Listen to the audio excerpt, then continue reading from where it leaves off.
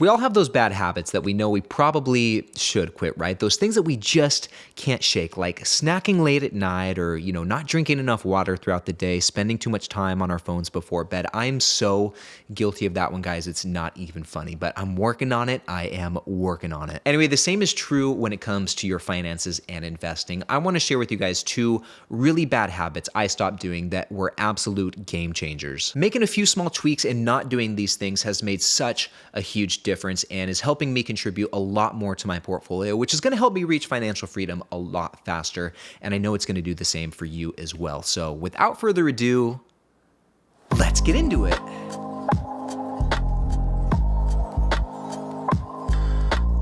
All right, what is going on, my friends? Ryan Williams here, back with another one. And here on this channel, we strictly talk about dividend stocks, which is my favorite way to create passive income. And soon after I started getting into this stuff a couple years ago, I began to understand the potential of what this portfolio could grow into someday, my, $10,000, $15,000 portfolio at the time. If I just stuck with it and kept investing, kept contributing to my portfolio, kept buying dividend stocks, this could grow into something that could be life-changing, okay? Not just for me either, for the generations that come after me as well, if I play my cards right. But the issue was, guys, I couldn't contribute any more to my portfolio than I already was at the time. I was financially tapped out. So I had to figure out a way to come up with more money to be able to invest into my portfolio. And after thinking about it, I came to the conclusion that I had two options. I could do one of two things, or, ideally both. Number one, I could figure out how to lower my expenses every month, not spend as much money. And number two, flipping that, I needed to figure out a way to increase my income and bring in more money every single month. Both of these would result in me having more funds to be able to throw into my portfolio every single month. And to make these things happen, I had to make some changes, guys, and I had to get real with myself, which brings us to the first bad habit that I had, that I know a lot of other people out there have, and it's one that we're all really better off without, and it's a super easy thing to fix, and that is not paying attention to how you're spending your money every single month. And I'm not necessarily talking about your, necessary expenses like your living expenses, your, electricity bill, your car payment, stuff like that. I'm more so talking about the discretionary spending, the shopping, the eating out, the going out, all these different things that people do that are fun, that feel good, that we like doing, but also cost money and really, put a hole in our pocket at the end of the day. And by the way, guys, this is not me saying that you need to go and pinch pennies and live like a hermit for the rest of your life to contribute the maximum amount to your portfolio. I mean, you can do that, but also I think that there is a way to have balance here. And by making a few small tweaks in your daily lives, by not going to Starbucks 5 days a week, instead maybe going 3 days a week, or in my case, not going to In-N-Out Burger every single Saturday on the way home from the gym,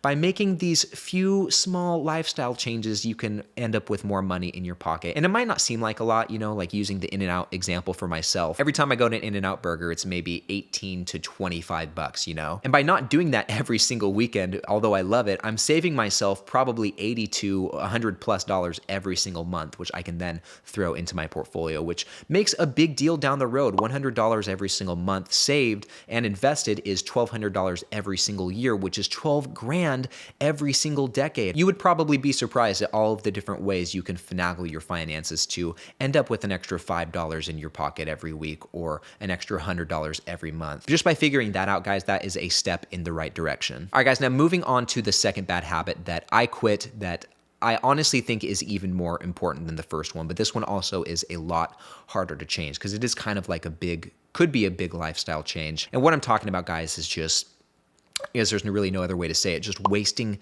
time. When I wasn't working my day job, my normal 9 to 5, whatever, I was just kicking my feet up, just relaxing, watching Netflix, maybe playing some video games, watching some YouTube videos. But I knew this had to change. If I was really serious about reaching financial freedom as quick as possible, I had to give some of those things up and use that time more effectively and more productively. And there are so many different avenues you can take here and so many different things you can do that are more productive, fun little projects you can get into that can start, paying you some income if you play your cards right. And for me, what I wanted to do was this right here. I started a YouTube channel. And like I said, guys, for me, this one was a lot harder to change because, I can be fine without going to In-N-Out Burger every week, but it's so hard, especially when you work, during the day. I'll spend a lot of time working during the day. It's so hard to come home and want to like put your energy into something that can sometimes feel like more work, right? But I can say, at least in terms of starting a YouTube channel, it's been such a rewarding thing for me. I would highly recommend it to anyone. It's not an easy thing, but it is a very fun thing and it's very rewarding and it really can help you. Like you just never know where it can go. It could actually really possibly change your life someday, which is really why I feel so strongly that not wasting time and making that change is essential. It's huge. All in all, guys, it does help me contribute a little bit more to my portfolio. And as time goes on and this channel grows, I'm hoping that I'll be able to contribute more and more and more to ultimately achieve that goal. Financial freedom ASAP, guys. I just need it. And I can say, guys, both of these things combined have helped me contribute probably an extra, I would say, $200 to my portfolio every single month. And now what I want to do, guys, is I want to show you what difference that can make, what an extra $200 into my portfolio every single month is going to do for me over a long period of time. So to dive deeper into that, let's jump over to the screen. All right, guys, so we are here on trackyourdividends.com, and on this website, they have a very nifty calculator that will help us determine the future value of what our portfolio might look like after a certain period of time. So